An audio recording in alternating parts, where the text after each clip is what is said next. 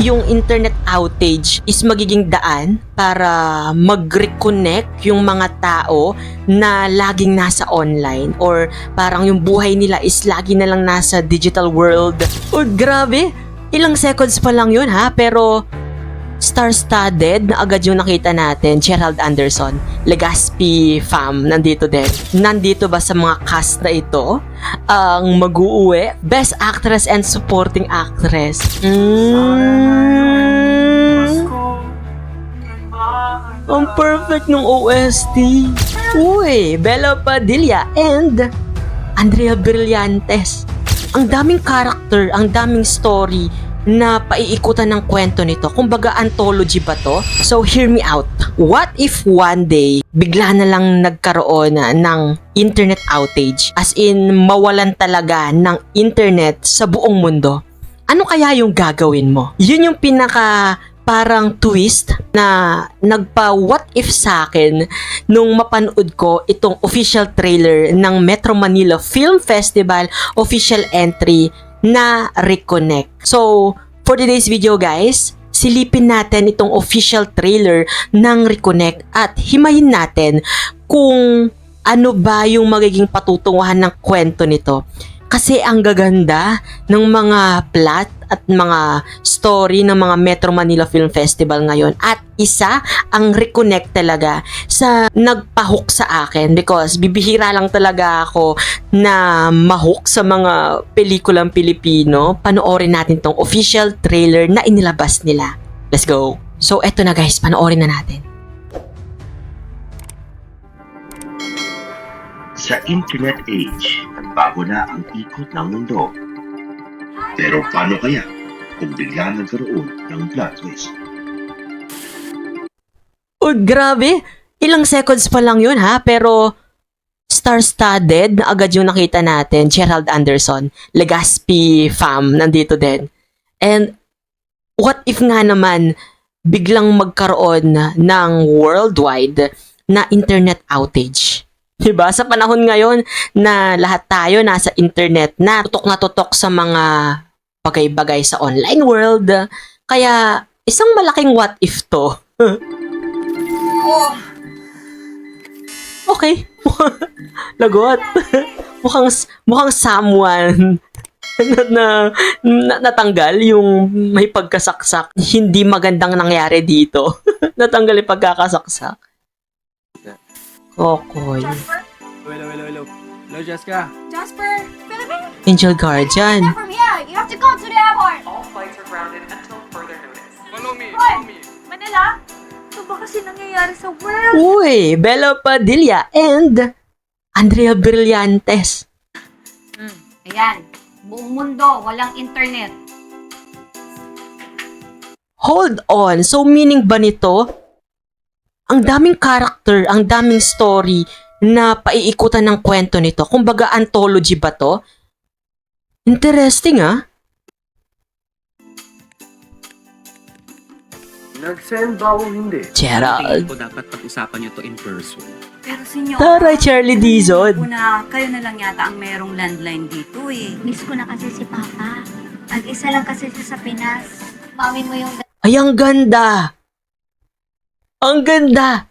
Parang yung internet outage is magiging daan para mag-reconnect yung mga tao na laging nasa online or parang yung buhay nila is lagi na lang nasa digital world. Ngayon nakikita natin yung mga character dito na parang, ano to, magtatagpo ba sila?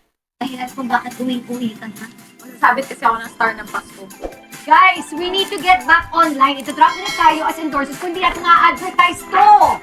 Ang tawag sa kanya dito sa buong barangay, Okay. Senyora Sumpong. Umalis ka lahat dito! Okay. Umalis ka lahat dito! Gloria Diaz, grabe yung pag-arte.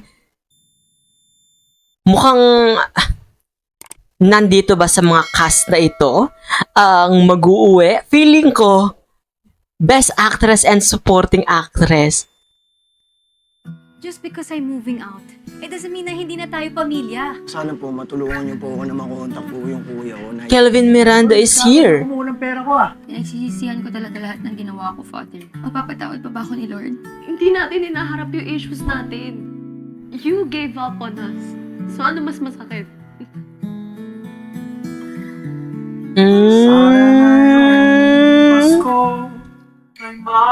Ang perfect ng OST. Charlie Dizon, Zoren Legaspi.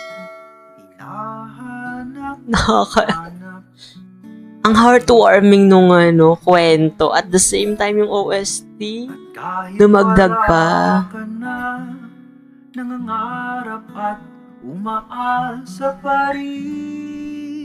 As the world goes offline, pasabog, find your way home. At to a true Filipino Christmas. 'Di ba? Parang napaka roller coaster ng emotion nitong reconnect kasi parang mapapaisip ka na lang din talaga, no? What if mawala nga ang internet sa Pilipinas? Ano na ba or nasaan ka ba pupunta? 'Di ba? Saan ka ba? Ano ba yung ma-i-explore mo? Ano ba yung marirealize mo sa buhay? Kumbaga, ito yung realization na pinapakita sa atin nitong reconnect. Mas makikilala natin yung sarili natin, yung mga mahal natin sa buhay. Reconnect. Directed by Jade Castro. In fairness, naiiba yung kwento niya, ha? Alam mo yun, kung may mga Metro Manila Film Festival na para sa barkada, para sa kaibigan, sa jowa, sa pamilya, itong Reconnect, parang pinagsama-sama talaga lahat dito ng mga kwento na aantig sa mga puso natin. Kayo, napanood nyo na ba itong Reconnect? Isa sa Metro Manila Film Festival entry na dapat talaga nating abangan. Ano ba yung masasabi nyo, guys? Napag-isip-isip nyo na rin ba? Ano kaya ang gagawin ko kung mawala ang internet sa buong mundo ng biglaan? Let me know, guys, in the comment section yan. And ayun. So, sinasabi ko sa inyo, wag nyong kakaligtaan na hindi mapanood itong Reconnect kasi from the trailer itself, napaka-promising niya. Diba? In fairness, okay, goods. Siguro kung i-rate ko tong trailer nila, nasa 5/5 siya. Interesting at parang, alam mo yon, may kurot talaga yung kwento nito. Yun.